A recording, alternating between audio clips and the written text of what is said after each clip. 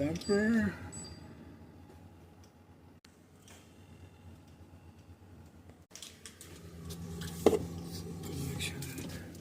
This is the old damper.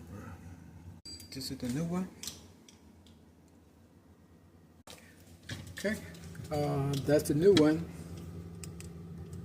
and that's gonna work with temperature. When that's gonna feel it, that a little damper is gonna open to let the air flow to the side. This one was all the time open it, and then that's the reason like it's freezing the food from this side.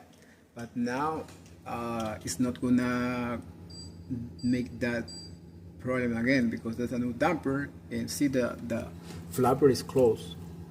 About the temperature, it's gonna open and close.